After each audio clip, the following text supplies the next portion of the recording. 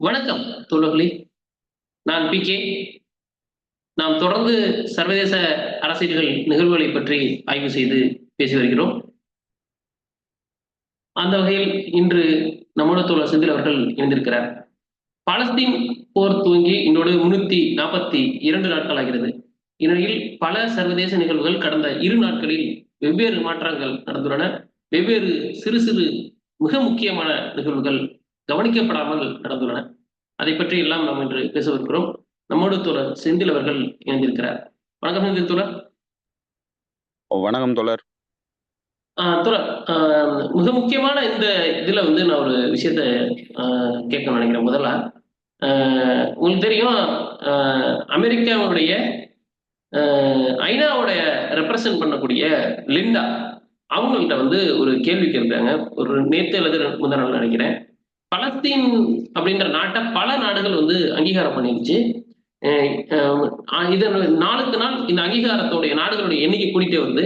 அந்த இடத்துல யுஎஸ் உடைய ஸ்டாண்ட் என்ன அப்படின்னு கேட்கும்போது அவங்க சொல்றாங்க, பலஸ்தீனியர்களுக்கு இன்னும் அந்த தனி நாடு வாங்குறதுக்கான எலிமெண்ட்ஸ் வரல அப்படின்றாங்க. என்ன அந்த எலிமெண்ட்ஸ், எந்த வகையில இதை அவங்க சொல்றாங்க?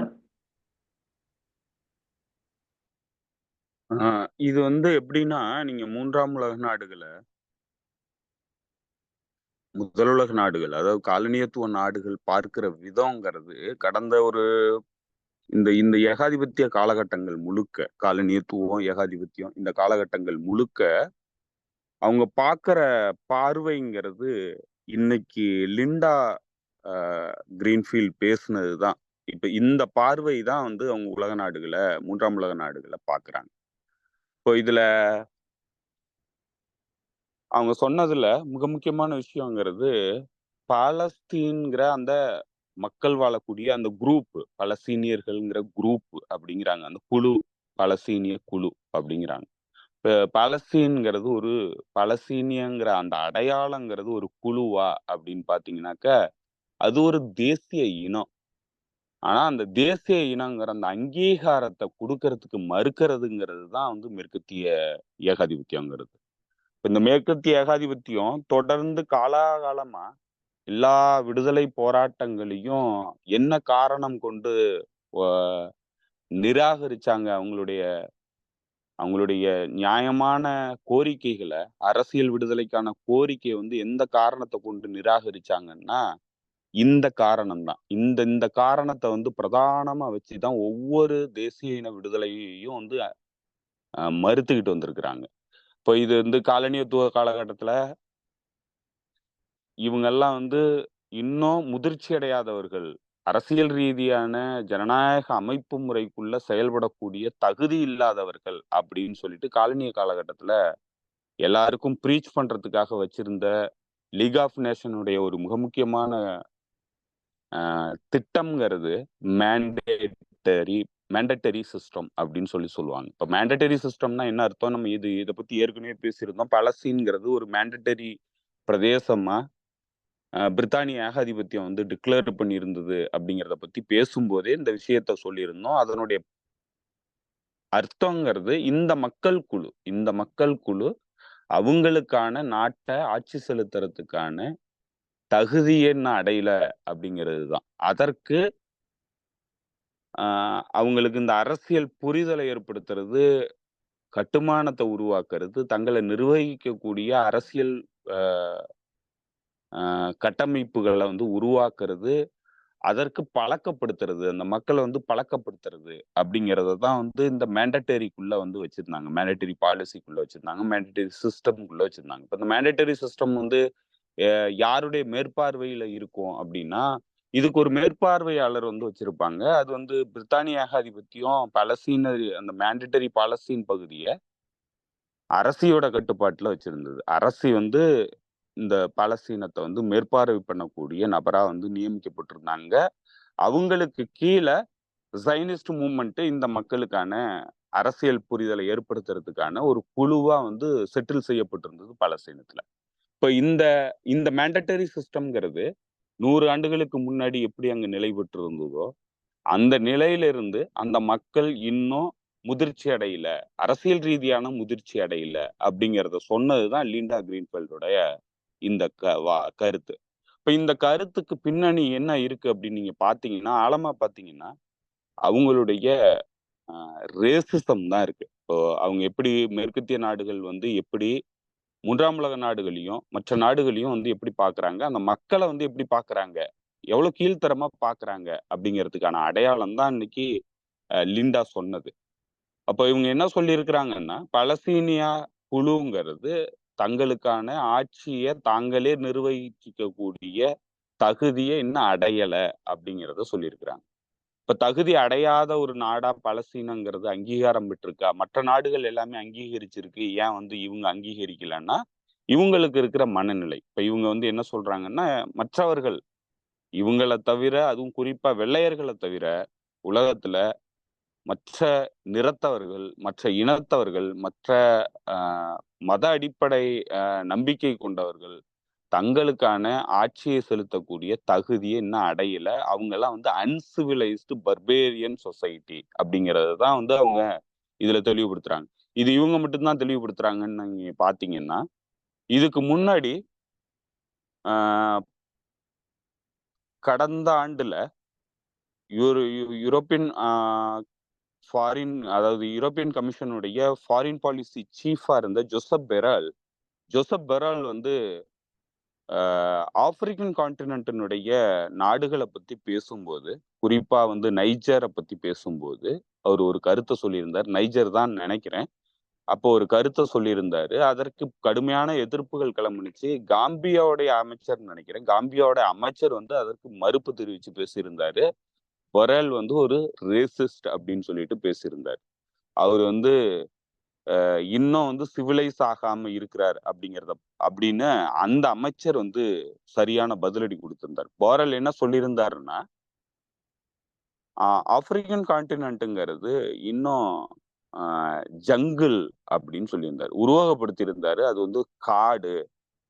ஐரோப்பிய அ அதாவது ஐரோப்பியாவினுடைய தோட்டத்துக்கு தோட்டம்ங்கிறது அவங்கள அந்த காட்ட வந்து தோட்டமா மாத்துறதுக்கான முயற்சியில ஈடுபடணும். நம்ம வந்து கார்டன், அவங்க வந்து ஜங்கிள் அப்படின்னு சொல்லியிருந்தாரு.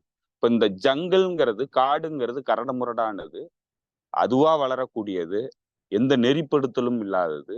அந்த பின்னணியில ஆப்பிரிக்கன் கான்டினென்ட்ல இருக்கிற நாடுகளும், மக்களும் இன்னும் நெறிப்படுத்தப்படாத பர்பேரியன் சொசைட்டி. இன்னும் வந்து முதிர்ச்சி அடையாத ஒரு சொசைட்டி அப்படிங்கிறது தான் அவரு சொல்லியிருந்தாரு.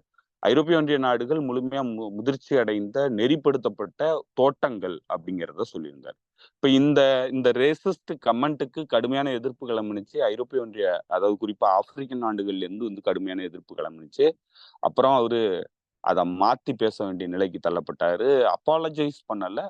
ஆனா நான் அந்த அர்த்தத்துல சொல்லல அப்படிங்கிற ஒரு அ கருத்த வந்து பதிவு பண்ணியிருந்தார். அப்ப ஜோசப் பெரல் இதுக்கு முன்னாடி பேசுனதுதான் லிண்டா வந்து இன்னைக்கு பேசியிருக்கிறாங்க. பலஸ்தீனியர்களுக்கு இன்னும் அந்த அங்கீகாரம் குடுக்கறதுக்கு அங்கீகாரம் பெறுவதற்கான தகுதி இன்னும் வரல அப்படிங்கிறத சொல்லியிருக்காங்க. இது இப்ப அங்க மட்டும் இல்ல. இது பல இடங்கள்ல விடுதலைக்காக போராடின பல இடங்கள்ல அவங்க அந்த விடுதலைய வந்து அங்கீகாரம் பண்ண நியாயங்கள் இருந்ததுனாலும், அவங்களுக்கான முழுமையான உரிமைகள் இருந்ததுனாலும், அத அங்கீகாரம் பண்ணாம மறுக்கறதுக்கான அடிப்படைங்கிறது, அத அத ஒரு இனமா வந்து அங்கீகரிக்க மாட்டாங்க. ஒரு தேசிய இனமா அங்கீகரிக்க மாட்டாங்க. தேசிய இனமா அங்கீகரிக்காததற்கான அடிப்படை காரணங்கிறது, அவங்களுக்கான வரலாறுகள் உண்டு, பொருளாதாரங்கிறது உண்டு, அவங்களுக்கான தனித்துவம்ங்கிறது உண்டு. அவங்கள் அரசியல் உரிமை கோர்றதுக்கான அனைத்து உரிமைகளும் அவங்களுக்கு இருக்கு. ஆனா, அவங்களுக்கு நிர்வாகம் பண்றதுக்கான திறமை இல்ல. அப்படிங்கிறது தான் வந்து பிரதான காரணமா வச்சிருக்காங்க. இத பல இடங்கள்ல பல விதமா வந்து இத வந்து அவங்க இன்டர்பிரெட் பண்ணுவாங்க. வேற விதமா சொன்னாங்கன்னா, இது வந்து தேசிய இனமே இல்ல அப்படின்னு சொல்லுவாங்க. அதுதான் இலங்கையில சொன்னாங்க. இலங்கையில ஈழத்தமிழர்கள்ங்கிறவங்க தனி தேசிய இனம் கிடையாது அப்படிங்கிறத சொன்னாங்க. அந்த இனப்படுகொலைக்கான தீர்வு திட்டம், இல்ல இனப்படுகொலைக்கான நீதி கோரல் அப்படிங்கிற விஷயத்த வந்து அமெரிக்கா 2015 தொடங்கி தீர்மானங்கள ஐநா சபையில வச்சுது. அதுல அவங்க வச்சிருந்த வாதமே வந்து ரீகன்சிலியேஷன் பண்ணணும் அப்படிங்க. லெசன் லேர்ன்ட் அண்ட் ரீகன்சிலியேஷன் அப்படிங்கிறது தான் அதனுடைய பிரதான கூறு. அதுல அவங்க என்ன தீர்வு திட்டத்த வைக்கிறாங்கன்னா, ஒற்றை நாடு அப்படிங்கிற தீர்வு திட்டத்தை வைக்கிறாங்க. இப்போ இந்த ஒற்றை நாடு அப்படிங்கிற தீர்வு திட்டம் வைக்கிறதுக்கான அடிப்படை என்னன்னா, தமிழர்களை ஒரு தனி தேசிய இனமா அங்கீகரிக்க தயாரா இல்லை. அதை வந்து அங்கீகரிக்கவே இல்லை. அங்கீகரிச்சுட்டாங்கன்னா அவங்களுக்கான உரிமை கோரல்ங்கிறது அரசியல் உரிமையை வந்து கோர்றதுக்கான எல்லா உரிமைகளும் வந்துடும். அப்ப எல்லா உரிமைகளும் அரசியல் கோரிக்கைக்கான எல்லா உரிமைகளும் வந்துச்சுன்னா அவங்க பாதிக்கப்படுறதுனால அந்த நாட்டினுடைய பெரும்பான்மை மக்களாலையும் அந்த நாட்டினுடைய அரசு கட்டுமானத்தினாலையும் இனப்படுகொலை வரைக்கும் வந்து பாதிப்புக்குள்ளாகிறதுனால தங்களுக்கான அரசியல் விடுதலை கோர்றதுக்கான எல்லா உரிமைகளும் வரும். அப்படிங்கிறதுனாலதான் அவங்கள தனி மக்களை அங்கீகாரம் பண்ண மாட்டேன்றாங்க. இப்ப தனி மக்கள்னா தோழர்களுக்கு புரியாம இருக்கும். ஒரு தனி மக்கள்னா அரசியல் ரீதியான தனி மக்கள், தனி தேசிய இனம் அப்படிங்கிறது தான் ஒரு மக்கள் அப்படிங்கிற கேட்டகரைஸ் வந்து பண்றாங்க. உலகத்துல வந்து ஒரு மக்கள்ங்கிற அந்த கேட்டகரைசேஷன் எங்க வருதுன்னா ரிபப்ளிக் சொசைட்டியா வந்து உலகம் உருவாகிறதுனால, இந்த டெமோக்ராட்டிக் சொசைட்டிங்கிற இந்த ஃபார்மேஷனுக்குள்ள உலகம் வரும்போது எந்த பகுதியை அந்த மக்கள் தங்களுக்கான ஆட்சியை செலுத்தக்கூடிய சுயாதீனமான ஆட்சியை செலுத்தக்கூடிய மக்களா வந்து எந்த பகுதியை வந்து அங்கீகாரம் பண்ணலாம் அப்படிங்கிற இடத்துலதான் ஒரு தனித்த அடையாளம் கொண்ட தனி மக்கள் வந்து அவங்களுக்கான தனி நாடை கோரலாம். அவங்க வந்து அவங்களுக்கான அரசியல் திட்டமிடல்களையும் பொருளாதார திட்டமிடல்களையும் பாலிசி சார்ந்த விஷயங்களையும் தீர்மானம் பண்றதுக்கு ஓட்டு போடுறதுக்கான ஒரு குழுவா வந்து இயங்குவாங்க. ஒரு சிந்தனை ஓட்டத்துக்கு கூட இயங்குவாங்க. ஒரு வரலாற்று பின்னணியில இருந்து இயங்குவாங்க. அதனால அவங்கள நிர்வகிக்கக்கூடிய அனைத்து விதமான சுயாதீன உரிமைகளும் அவங்களுக்கு வேணுங்கிற இடத்துலதான் தனி தேசங்களுக்கான விடுதலைங்கிறது வருது. அந்த கோரிக்கைங்கிறதும் வருது. அப்ப இந்த கோரிக்கைங்கிறது தான் வந்து தனி மக்கள் அப்படிங்கிற ஒரு மக்கள் அப்படிங்கிற அந்த இதுக்குள்ள வந்து வருது. இந்த ஒரு மக்கள்ங்கிறவங்க ஒரு மொழி பேசக்கூடியவர்களா இருப்பாங்க, ஒரு நிலப்பரப்புக்குள்ள வாழக்கூடியவர்களா இருப்பாங்க, ஒரு பொருளாதார கட்டமைப்புக்குள்ள வாழக்கூடிய மக்களா இருப்பாங்க, கொடுக்கல் வாங்கல்ங்கிறதுங்க இருக்கும், உறவு முறைகள்ங்கிறது இருக்கும். இது எல்லாம் வந்து ஒரு பகுதியில் வரக்கூடிய ஒரு மொழி பேசக்கூடிய தங்களுடைய அரசியல் தீர்மானங்களை கலந்து ஆலோசிச்சு ஜனநாயக ரீதியா தீர்வு பண்ணக்கூடிய தகுதி வாய்ந்த மக்களா இந்த ஒரு மக்கள் கேட்டகரி வருது. இப்ப இந்த ஒரு மக்கள்ங்கிற கேட்டகரியை வந்து நீங்க அனௌன்ஸ் பண்ணிட்டீங்கன்னா அவங்களுக்கான நிர்வகிக்கக்கூடிய திறமை இருந்ததுன்னா அவங்கள தனி நாடா அங்கீகரிக்கிறதுக்கான எல்லா வாய்ப்புகளையும் சர்வதேச சட்டங்கள் வந்து அனுமதிக்குது. அதுதான் வந்து யுனைடெட் நேஷன்ஸுடைய ஆஹ் அசம்பிளி சொல்லுது, யுனைடெட் நேஷன்ஸுடைய சார்ட்டர் சொல்லுது, அதுதான் ஹியூமன் ரைட்ஸ் சார்ட்டர் வந்து சொல்லுது. இப்ப இந்த ஹியூமன் ரைட்ஸ் சார்ட்டர் பிரகாரம் அவங்களுக்கான தனிநாடு கோரிக்கையை வந்து வைக்கிறதுக்கான உரிமை இருக்கு. அவங்க பாதிக்கப்படும் போது அந்த மக்கள்ங்கிறதுனால பாதிக்கப்படும் போது அதை தங்களுடைய விடுதலையை கோர்றதுக்காக ஆயுதம் தாங்கிய போராட்டம் நடத்துறதுக்கான உரிமையும் இருக்கு. இப்போ இந்த ஆயுதம் தாங்கிய உரிமையை வந்து மறுக்கிறதுக்கான பின்னணி காரணம் இப்ப இந்த அம்மா சொன்ன இவங்க அந்த தகுதியை இன்னும் அடையல அப்படின்னு சொல்றதுதான். இப்ப இந்த தகுதியை அடையாதவங்க யாருக்கு கீழே இருக்கணும் அப்படின்னா இந்த தகுதியை அடைஞ்ச இதுல நிபுணத்துவம் பெற்ற ஒரு சொசைட்டிக்கு கீழே தான் வந்து இவங்களால இயங்க முடியும். ஏன்னா இவங்களை நிர்வகிச்சுக்கக்கூடிய திறமை இந்த மக்கள்கிட்ட இல்லை அப்படிங்கிறாங்க. அப்ப இது யாரு நிர்வகிக்கிறாங்க அப்படின்னு நீங்க பாத்தீங்கன்னா இஸ்ரேல் நிர்வகிக்குது. இப்ப இஸ்ரேலுக்கு தான் இந்த உரிமை இருக்கு, இஸ்ரேலால தான் வந்து இவங்களை நிர்வகிக்க முடியும் அப்படிங்கிறது தான் அவங்க இன்டைரக்டா சொல்றாங்க இந்த உரிமையை மறுக்கிறதன் மூலமா. சோ இதுதான் தொடர்ந்து மேற்கத்திய நாடுகளும் ஏகாதிபத்திய நாடுகளும் காலனிய நாடுகளும் மூன்றாம் உலக நாடுகள்ல தனிநாடு கோரிக்கைக்கான அந்த தனிநாட்டுக்கான கோரிக்கைகள் எழும்போதெல்லாம் தங்களுடைய அதாவது சுரண்டல் சார்ந்து தங்களுடைய நலன் சார்ந்து அதை மறுக்கிறாங்க. அந்த பின்னணியில இந்த அம்மா இந்த கருத்தை இன்னைக்கு பதிவு பண்ணியிருக்கிறாங்க. இதுதான் அவங்களுடைய உண்மையான மனநிலை, இதுதான் அந்த ஏகாதிபத்திய மனநிலை. தங்களை தவிர இந்த உலகத்துல வேற யாருக்கும் தங்கள் அளவுக்கு திறமைசாலிகளோ இல்ல சிவிலைஸ்டு சொசைட்டி, அதாவது நாகரிகம் அடைந்த சமூகமாகவோ உலகத்துல வேற யாருமே இல்லை. நாங்க மட்டும்தான் நாகரிகம் அடைந்த சொசைட்டி, நாங்க மட்டும்தான் எல்லா திறமைகளும் எங்க கூடிய பிறந்த இனமா இருக்கிறோம். நாங்க தான் வந்து அந்த கேட்டகரியில இருக்கிறோம். நீங்க எல்லாம் வந்து அந்த கேட்டகரியில வரமாட்டீங்க. அதனால நாங்க தான் உங்கள ரூல் பண்ணுவோம். நீங்க வந்து எங்களுக்கு அடங்கி செயல்படுங்க. ஏன்னா, இது உங்க நன்மைக்காக நாங்க பண்றோம். அப்படிங்கிறது தான் அவங்க தொடர்ந்து ஏகாதிபத்திய காலகட்டத்திலயும் சரி, நவீன ஏகாதிபத்திய காலகட்டத்திலயும் சரி, காலனிய காலகட்டத்திலயும் சரி. இதத்தான் வந்து அவங்க உலகத்துக்கு பூரா சொல்லிட்டு இருக்கிறாங்க. இன்னைய வரைக்கும் அதே மனநிலையில தான் இருக்கிறாங்க. அந்த பின்னணியில தான் அவங்க ரஷ்யாவுக்கு எதிராகவும் போர் நடத்துறாங்க. சைனாவுக்கு எதிராகவும் போர் நடத்தணுங்கிறாங்க. இது எல்லாமே என்ன பின்னணியில சொல்றாங்கன்னா, உலகத்துல இருக்கிற மற்ற எல்லாருக்குமே வந்து தகுதி கிடையாது. நாங்க தான் வந்து உங்கள நிர்வகிக்கக்கூடிய தகுதி வாய்ந்தவர்கள். நாங்க தான் நாகரிகம் அடைந்த சொசைட்டி அப்படிங்கிறத சொல்றாங்க. இப்ப இதுல இதுல இதுல இருக்கிற அ மிகப்பெரிய குறைபாடு என்னன்னா, அவங்க தான் இன்னைக்கு பர்பேரிக் சொசைட்டியா இருக்கிறாங்க. மனித உரிமைகள கம்ப்ளீட்டா மீறுறாங்க. சர்வதேச விதிகள் பிரகாரம் ஒரு நாடு என்னென்னலாம் பண்ணக்கூடாதோ, அத எல்லாத்தையும் பண்றதுக்கான ஆயுத உதவிகள் பண்றாங்க. மனித குலத்திற்கு எதிரான குற்றங்கள் செய்யறதுக்கு இஸ்ரேலுக்கு ஆயுத உதவிகள் பண்ணிட்டு இருக்கிறாங்க. நேரடியா பண்றாங்க. சர்வதேச அரங்குல அத புரொடெக்ட் பண்றாங்க. சர்வதேச தீர்மானங்கள் வர்றத தடுத்து நிறுத்துறது அமெரிக்கா, மேற்கத்திய நாடுகள். ஆயுத உதவிகள் வழங்குறது அமெரிக்கா, மேற்கத்திய நாடுகள். இனப்படுகொலையில நேரடியா பங்கெடுக்கிறாங்க. இது எல்லாமே வந்து சர்வதேச விதிகள் பிரகாரம் குற்றம்.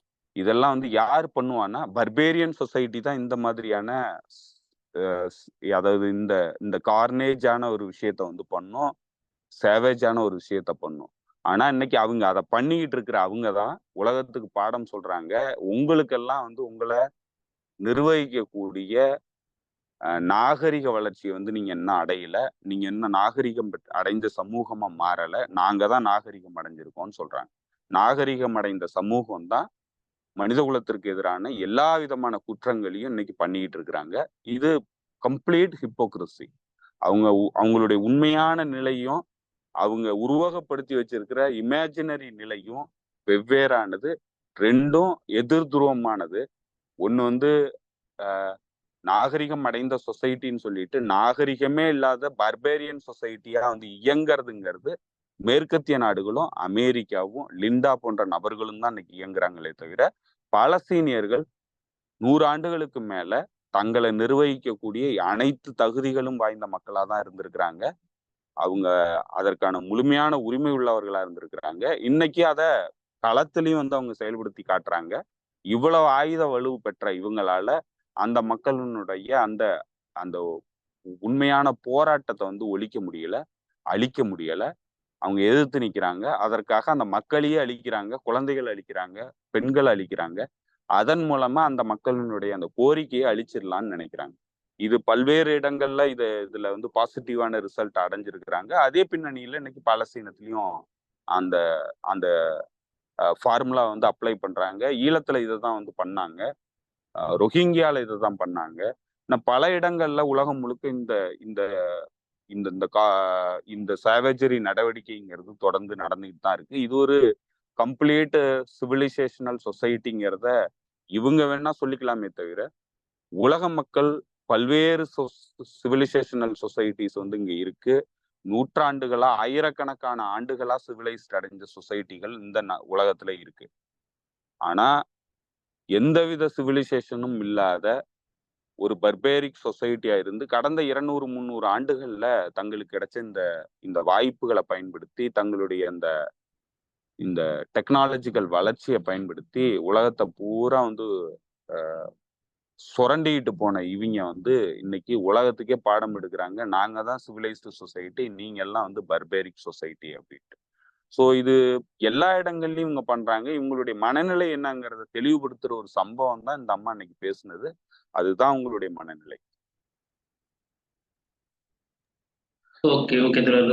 புரிஞ்சிருச்சு. இதுல வந்து அடுத்து இங்கேருந்து நான் இன்னொரு இடத்துக்கு நகரணும்னு நினைக்கிறேன். ஏன்னா, அ அமெரிக்க உளவுத்துறை CIA மற்றும் இங்கிலாந்து உளவுத்துறை MI6 தலைவர்கள் 2 பேரும் சேர்ந்து பேசின ஒரு வீடியோ பார்த்தேன். அது என்னன்னா, அதுல அவங்க சொல்லியிருக்கிறது, உக்ரைன், நார்த் கொரியா மன்னிக்கணும். Iran, north Korea, China, Russia இந்த 4 நாடுகளும் ஏதோ ஒரு வகையில ரொம்ப நெருக்கமா வந்துகிட்டே இருக்கிறாங்க. இது வந்து நல்லதுக்கு இல்ல. இதுவரைக்கும் இல்லாத அளவுக்கு வந்துட்டாங்க அப்படின்னு சொல்லி, அப்படியே அவங்க பேசும்போதே அவங்களோட குரல்லயே ஒரு இது தெரியுது. ரொம்ப அப்படியே அயர்ச்சியா பேசுறாங்க. எனக்கு என்னன்னா, இவங்க பேசுறதெல்லாம் இருக்கட்டும். இதெல்லாம் நமக்கு தெரிஞ்சது தான். அவங்களுக்கு தெரியாம ஒண்ணும் இல்ல. அவங்களுக்கும் தெரியும், நமக்கும் தெரியும். ஆனா முதல் முறையா சிஐஏ ஓட தலைவரும், MI6 தலைவரும் வெளிப்படையா வந்து ஒரு வீடியோல பேசுறது இதான் முதல் முறைன்னு பெரிய ஆச்சரியமா இருக்கு. ஆக்சுவலா அதனுடைய கன்டென்ட் என்ன? என்ன காரணத்தினால வெளில வந்து பேசுனாங்க? பொதுவா வந்து இந்த மாதிரியான உளவு நிறுவனங்களுடைய தலைவர்கள் வந்து பொது வெளியில, பொதுமக்கள் மத்தியில வந்து பேசுறதுங்கிறது ரொம்ப ரொம்ப ரேரான ஒரு விஷயம். அதுலயும் குறிப்பா 2 முக்கியமான உளவு நிறுவனங்கள், உலகம் முழுக்க இயங்கக்கூடிய உளவு நிறுவனங்களுடைய தலைவர்கள் வந்து சந்திச்சு பேசுறதுங்கிறதும், அவங்க பொதுமக்கள் மத்தியில ஒரு கான்ஃபரன்ஸ்ல வந்து பேசுறதுங்கிறதும் இதுவரைக்கும் இல்லாத ஒரு நிகழ்வு. அ அமெரிக்காவோட சிஐஏ உடைய டைரக்டர் வந்து அ வில்லியம் பர்ன்ஸ். அவரு MI6னுடைய டைரக்டரா இருக்கிறவரு சர் பீட்டர் மூர். இந்த 2 பேரும் சேர்ந்து ஃபினான்ஷியல் டைம்ஸ் நடத்தின ஒரு கான்ஃபரன்ஸ்ல வந்து பேசியிருக்கிறாங்க. பொதுமக்கள் மத்தியில பேசியிருக்கிறாங்க. பொதுமக்களுடைய கேள்விகளுக்கும் பதிலளிச்சிருக்கிறாங்க.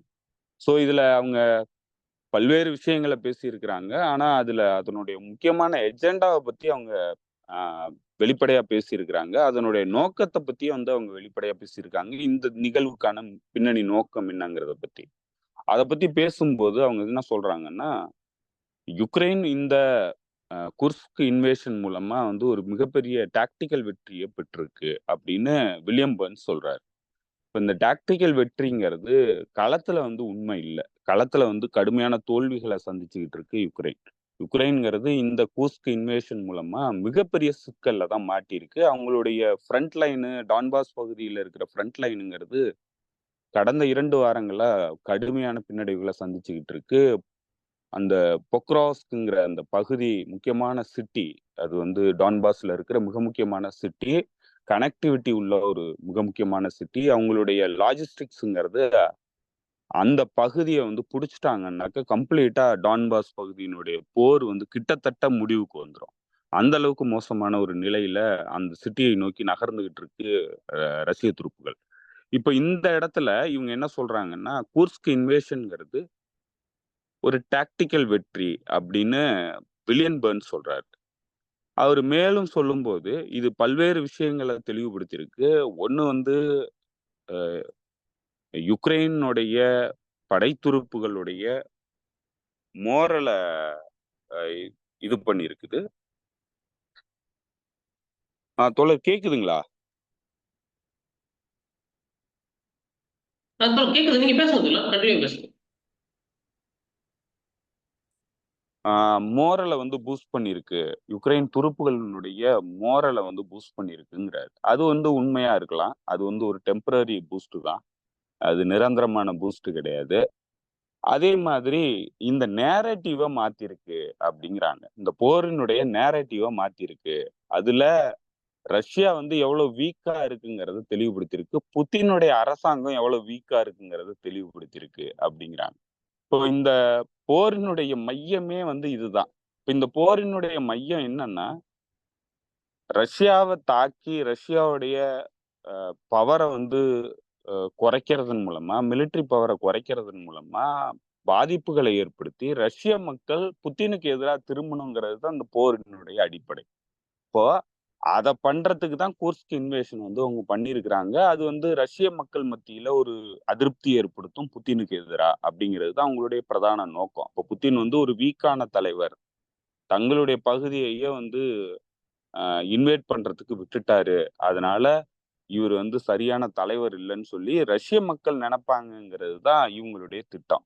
இப்ப இந்த திட்டம் வந்து வெற்றி அடைஞ்சிருக்கு அப்படின்னு சொல்றாங்க. ஆனா உண்மைய பார்த்தீங்கன்னா, ரஷ்யாவுடைய மக்கள் வந்து புத்தின வெறுக்கல. புத்தின் வந்து சிறப்பா செயல்படுறாருங்கிறது தான் அவங்களுடைய நிலைப்பாடா இருக்கு.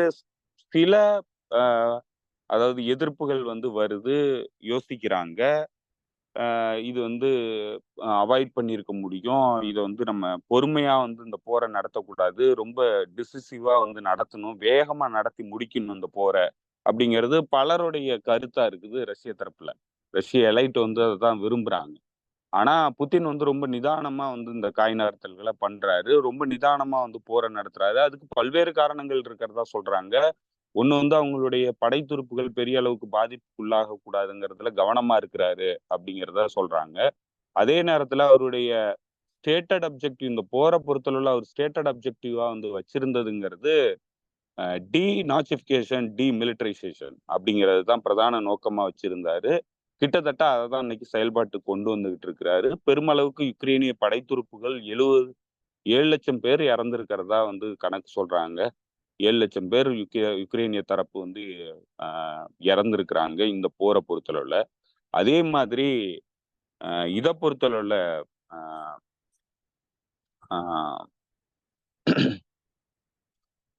7 லட்சம் பேர் இறந்திருக்கிறாங்க. அவங்க வந்து படைத்துருப்புகள் இல்லாம புது கன்செப்ஷன் லா கொண்டு வந்து 21 வயசுக்கு முன்னாடி இருக்கிறவங்கள இது பண்ணி இருக்கிறாங்க, கான்ஸ்கிரிப்ட் பண்ணி ஆர்மிக்குள்ள கொண்டு வந்திருக்கிறாங்க. பல வீடியோக்கள் வருது. அந்த நாட்டுல இருக்கிற சாதாரணமா தெருவுல போயிட்டு இருக்கிறவங்க எல்லாம் வந்து வேன் வச்சு புடிச்சுக்கிட்டு வந்து ஃப்ரண்ட் லைனை விட்டு கொண்டுகிட்டு இருக்கிறாங்க. பெருமளவுக்கு உயிரிழப்புகள் ஒவ்வொரு நாளும் இடம்பெறுது. 2000க்கும் மேற்பட்டவர்கள் போர்ல வந்து பாதிப்படைகிறாங்க ஒவ்வொரு நாளும் ஃப்ரண்ட் லைன்ல. ஸோ இதெல்லாம் தான் வந்து அவருடைய திட்டமிடலா இருந்தது. இந்த போரை வந்து நிதானமா நகர்த்தணும், யுக்ரைனை வந்து டீமிலிட்டரைஸ் பண்ணணும், டீநாசிபிகேஷன் பண்ணணும் அப்படிங்கிறது தான் அவருடைய அப்ஜெக்டிவா இருந்தது. அந்த அப்ஜெக்டிவ் வந்து அவர் நிறைவேற்றிட்டு இருக்காரு. ஸோ அதனால வந்து எல்லா வகையிலயும் வந்து அவருடைய அப்ஜெக்டிவ்ல அவர் ரொம்ப தெளிவா இருக்கிறாரு. அந்த காய் நகர்த்தல்கள் ரொம்ப தெளிவா பண்ணிட்டு இருக்கிறாங்க. ஆனா இவங்க வந்து வெஸ்டர்ன் பவர்ஸை பொறுத்தளவுல, வெஸ்டர்ன் வார்ஃபேரை பொறுத்தளவுல இவங்க ரொம்ப எல்லாத்தையுமே வந்து ஹாலிவுட் படம் மாதிரி தான், சூப்பர் ஹீரோ படம் மாதிரி தான். எல்லாத்தையும் வந்து போனா ஒரு குண்டை போட்டா ஒரு 40 அடி 50 அடிக்கு பள்ளம் விழணும். அதே நேரத்துல நேரடியா இதுல மக்கள் பகுதியில வந்து குண்டு போடுறதன் மூலமா வந்து ஒரு குண்டு போட்டாலே வந்து 500 பேர் 600 பேர் இறந்தாங்கன்னா அதை வந்து வெற்றியா நினைப்பாங்க. ஆனா மற்ற நாடுகளோ இல்ல மற்ற இராணுவங்களோ அந்த மாதிரி வந்து வெற்றியை வந்து பாக்குறது இல்ல. ஏன்னா இவங்க வந்து இது வரைக்கும் சண்டை போட்டுக்கிட்டு இருந்த கடந்த 20-30 வருடங்களா வந்து சண்டை போட்டுக்கிட்டு இருந்தது எல்லாமே மக்களுக்கு எதிரான சண்டையை தான் நடத்திட்டு இருந்தாங்க. எந்த இடத்துலயும் இவங்க இராணுவத்துக்கு எதிரான சண்டையை பெருசா நடத்தல. அதனால இல்லைன்னா சின்ன சின்ன இராணுவங்களுக்கு எதிராக வந்து சண்டையை நடத்தியிருக்காங்க, சின்ன சின்ன நாடுகளுக்கு எதிராக வந்து சண்டையை நடத்தியிருக்காங்க. ஸோ அதனால வந்து இவங்களுக்கு போருங்கிறதே உயிரிழப்புகள் கடுமையா இருக்கணும், போனா அடிச்சோம் கவுத்தோன்னு இருக்கணும், ஹாலிவுட் படம் மாதிரி இருக்கணுங்கிறது தான் இவங்களுடைய போரை பொறுத்தன ஒரு மனநிலை. அது வந்து ரஷ்ய தரப்பு பொறுத்தளவுல வந்து கிடையாது. ஸோ அது ஒரு காரணம். அதுபோல பல்வேறு இதுல வந்து இவங்க நேரட்டிவ வந்து பெருசா பாக்குறாங்க, கதையாடலை தான் வந்து பெருசா பாக்குறாங்க. இந்த MI6 தலைவரும் வில்லியம் பேர்ன்ஸும் பேசின முழுமையான விஷயங்கிறது இந்த நேரேஷனை பத்தினது தான். இப்ப இந்த நேரேஷனை பத்தி ஏன் வந்து பிரதானமா பேசுறாங்க அப்படிங்கிறத வந்து நீங்க பாத்தீங்கன்னா, அது பல்வேறு காரணங்கள் இருக்கு. அதுல மிக முக்கியமான காரணங்கிறது, இன்னைக்கு இவ்வளோ காலம் கட்டுப்படுத்திக்கிட்டு இருந்த இந்த நேரேஷன்ங்கிறது, வெஸ்டர்ன் நேரேஷன்ங்கிறது இன்னைக்கு களத்துல செயல்பட முடியாம கிடக்கு. இப்போ இன்னைக்கு ஆல்டர்னேட்டிவ் நேரேஷன் வந்து வந்திருக்கு. ஆல்டர்னேட்டிவ் மீடியாவினுடைய பங்களிப்புங்கிறது பெருமளவுக்கு இருக்கு. சோசியல் மீடியாங்கிறது அதுக்கு ஒரு பிரதான காரணமா இருக்கு. அதனால இவங்களால தொடர்ந்து வந்து செய்திகளை தங்களுடைய கதையாடல்களா வந்து கொண்டு போக முடியல. அது இன்னைக்கு எக்ஸ்போஸ் ஆயிருக்கு. கிரெடிபிலிட்டி இல்லாம போயிருக்கு. மேற்கத்திய ஊடகங்கள் யாருமே வந்து கவனிக்கப்படுறது இல்ல. யாருடைய கருத்துகளும் வந்து கிரெடிபிளா இல்ல. ஸோ அதனால இன்னைக்கு மக்கள் மத்தியில மேற்கத்திய ப்ரொபகேண்டா மெக்கானிசம்ங்கிறது மிகப்பெரிய தோல்வி அடைஞ்சிருக்கு. அதுதான் இந்த பலஸ்தீன் போர்ல வந்து கடுமையா வந்து பாதிப்புக்குள்ளாயிருக்கு. யுக்ரைன் போர்லயும் வந்து அது கடுமையா பாதிப்புக்குள்ளாயிருக்கு. ஸோ அப்ப இதெல்லாம் மாத்த வேண்டிய ஒரு மிக முக்கியமான நிலையா தான் வந்து அவங்களுடைய, ஏன்னா அவங்க வார்ஃபேர்ல மிலிட்டரி ரீதியா வந்து வெற்றி அடைய முடியல, டிப்ளமேட்டிக் ரீதியான வெற்றி அடைய முடியல, சர்வதேச அளவுல வந்து கூட்டணிகளை ஏற்படுத்துறதுல வெற்றி அடைய முடியல. 3ஆம் உலக நாடுகள் அவங்களை எதிர்க்கிறாங்க, வெளிப்படையா எதிர்க்கிறாங்க. ஸோ எல்லா தரப்புலையும் தோல்வி அடைஞ்சிட்டு இருக்கக்கூடிய ஒரு தரப்பா இருக்கிற மேற்கத்திய தரப்பு இந்த ப்ரொபகேண்டா ஹிஜோமோனிய வந்து இழக்க வேண்டிய நிலைக்கு இன்னைக்கு கொஞ்சம் கொஞ்சமா நகர்ந்துகிட்டு இருக்கு. இன்னைக்கு குளோபலி நேரேஷன்ங்கிறது சோசியல் மீடியா வந்து செட் பண்றதா இருக்கு. பல்வேறு ஆல்டர்னேட்டிவ் மீடியாவினுடைய செய்திகள் தான் இன்னைக்கு மதிக்கப்படுது. மெயின் ஸ்ட்ரீம் மீடியாவினுடைய செய்திகள் மதிக்கப்படுறது இல்லை. அதற்கு குறிப்பான உதாரணம் வந்து நம்மளுடைய சேனல் கூட அப்படிதான். ஏன்னா இப்ப நம்ம பேசுறதும் வந்து இது வரைக்கும் மெயின்ஸ்ட்ரீம் மீடியாத பேசாத விஷயங்களை தான் நம்ம பேசிக்கிட்டு இருக்கோம். இதுக்கு நல்ல மரியாதை இருக்கு. எந்த இடத்துலயும் வந்து தரக்குறைவான கருத்துகள் எந்த எந்த தோழர்களும் வந்து இத ஆஹ் ஆஹ் அதாவது விமர்சனம் பண்ணக்கூடிய தோழர்கள் வந்து நம்ம ரொம்ப குறைவா தான் பார்க்க முடியும். நமக்கு அவ்வளவு ரீச் கிடைக்கல. இருந்தாலும் வந்து இது ஒரு ஒரு நல்ல ரீச் தான் நம்ம தமிழ் சொசைட்டியை பொறுத்தளவுல. இந்த மாதிரியான செய்திகளுக்கு இரு ஆடியன்ஸ் இருக்கிறதே வந்து ரொம்ப வியப்பான ஒரு விஷயம். அதுலயும் தமிழர்கள் இவ்வளவு பாக்குறாங்கங்கிறதே ஒரு மிக முக்கியமான விஷயம் தான். ஸோ இப்போ இதெல்லாம் தான் வந்து அவங்களுக்கு மிகப்பெரிய சிக்கலா இருக்கு. இப்போ இதுல என்ன தெளிவா இருக்குன்னா, வார்ஃபேர்ல தோத்துக்கிட்டு இருக்கிற அவங்களுக்கு நேரேஷன்ல வந்து வெற்றி அடையணுங்கிறத பிரதானமா நினைக்கிறாங்க. அதற்காக என்ன பண்றாங்கன்னா, இந்த ஆல்டர்னேட்டிவ் சோர்சஸ், நியூஸ் சோர்சஸா இருக்கிற அஹ், முக்கிய நபர்கள், எக்ஸ்பர்டைஸ் உள்ள முக்கியமான நபர்கள். குறிப்பா வந்து இப்போ அமெரிக்கால பாத்தீங்கன்னா, ஸ்காட் ரிட்டரோட வீட்ல FBI ரெய்ட் பண்ணுச்சு. அதே போல ட்ரிமிட்டி சைம்ஸ்ங்கிற ஒரு ஒரு ஆய்வாளர், ஒரு ஒரு அரசியல் அனலிஸ்ட், அவரு வீட்ல வந்து FBI ரெய்டு பண்ணியிருக்கிறாங்க. அவர் மேல பல்வேறு வழக்குகள் போட்டிருக்காங்க. ஏன்னா அவர் ரஷ்ய பிரஜை. அவர் சோவியத் யூனியன் காலகட்டத்துல சோவியத் கம்யூனிசம் வந்து பிடிக்காம அமெரிக்காவுல போய் குடியேறினவர். இன்னைக்கு ரஷ்யாவுடைய ஒரு செய்தி நிறுவனத்துக்கு வந்து அவர் வேலை பார்க்கிறாருங்கிறதுனால, ரஷ்யால இருந்து வேலை பார்க்கிறாருங்கிறதுனால அவர் மீது வந்து அடக்குமுறை ஏவப்படுது. இதே போல உங்களுக்கு தெரியும், டெலகிராமுடைய சிஇஓ துரோவ வந்து பிரான்ஸ்ல அரெஸ்ட் பண்ணி அவர் மேல கேஸ் போட்டிருந்தாங்க. அதே போல ட்விட்டர் சிஇஓ, இன்னைக்கு எக்ஸோடைய சிஇஓ எலான் மாஸ்க் மீது பெரிய அளவுக்கு நெருக்கடிகள் வந்து தயாராகிட்டு இருக்கு. ஒருவேளை ட்ரம்ப் வெற்றி அடையலைன்னா அவருக்கு மிகப்பெரிய நெருக்கடிகள் காத்துக்கிட்டு இருக்கு. குறிப்பா ஐரோப்பிய ஒன்றியத்துல வந்து அவருக்கு எதிரான கேஸை வந்து போடுறதுக்கு வாய்ப்பு இருக்கிறதா சொல்றாங்க. டெலகிராமுடைய சிஇஓவுக்கு என்ன நிகழ்ந்ததோ அதுதான் எலான் மாஸ்க்கும் நடக்கும் அப்படிங்கிற மாதிரி வந்து எச்சரிக்கை பண்றாங்க. ஐரோப்பிய ஒன்றிய நாடுகளுக்கு வராதன்னு கூட முன்னாள் எம்பி, பிரிட்டிஷ் முன்னாள் எம்பி ஜார்ஜ் காலவே அவருடைய இதுல வந்து தெளிவா சொல்லியிருக்கிறார். ஸோ அந்த அளவுக்கு வந்து இவங்க நேரேஷனை வந்து உலகம் முழுக்க வந்து இவங்களுடைய டாமினன்ஸை வந்து இழந்துக்கிட்டு வராங்க. செய்தி செய்தி மூலமா, செய்தி கதையாடல்கள் மூலமா அவங்க இவ்வளவு காலம் வச்சுக்கிட்டு இருந்த இந்த ஹிஜோமனிங்கிறது கேள்விக்கு வந்திருக்கு. ஸோ இப்போ அதை மாத்துறதுக்கான ஒரு முயற்சியா வந்து பண்ணியிருக்கிறதாவே வந்து அவங்களே வெளிப்படையா சொல்லியிருக்கிறாங்க. இந்த நேரேஷன் வந்து சேஞ்ச் ஆயிருக்கு அப்படிங்கிறத சொல்லியிருக்கிறாங்க. இப்போ இந்த ஒட்டுமொத்த கூஸ்க் இன்வேஷன், அதற்கப்புறம் இவங்க நடத்துற நிகழ்வுகள், இந்த அடக்குமுறைகள், இண்டிபெண்டன்ட் வாய்ஸை வந்து தடுக்கிறதுக்கான முயற்சிகள், செய்தி சேனல்களை யூடியூப்ல வந்து தடை பண்றது, ட்விட்டர், ஃபேஸ்புக் இதுலெல்லாம் வந்து அவங்களுடைய பேஜஸை வந்து முடக்கிறது, இப்படி பல்வேறு நடவடிக்கைகளுடைய ஒரு வடிவம் தான் வந்து இவங்க 2 பேரும் பேசுனது. இது அன்பிரசிடென்டட் இன் ஹிஸ்டரி. இதுக்கு முன்னாடி இது மாதிரி நடந்தது இல்ல. இப்போ முதல் முறையா வந்து அந்த 2 பேர் பேசியிருக்கிறாங்க. ஸோ இது எல்லாமே சேர்ந்து என்னத்த தெளிவுபடுத்துதுன்னா, நேரேஷனை வந்து செட் பண்றதுக்கான முயற்சியில ஈடுபடுறாங்க. மீண்டும் தங்களுடைய அந்த ப்ரொபகேண்டா டாமினன்ஸை வந்து நிலைநிறுத்துறதுக்கான ஒரு முயற்சியில் ஈடுபடுறாங்க. அதற்காக இந்த 2 உளவுத்துறையினுடைய தலைவர்களை வந்து இதுக்கு பயன்படுத்தி பேசியிருக்கிறாங்க. ஓகே, ஓகே தோழர். புரிஞ்சுச்சு. எனக்கு இறுதியா ஒரு கேள்வி. செங்கடல், அந்த மத்திய தரைக்கடல் இதுல இருந்த மிக முக்கிய ஒரு போர்க்கப்பலான அமெரிக்காவின் போர்க்கப்பலான யுஎஸ்எஸ் ரூஸ்வெல்ட் அது இங்கேருந்து வெளியேறி இருக்கு.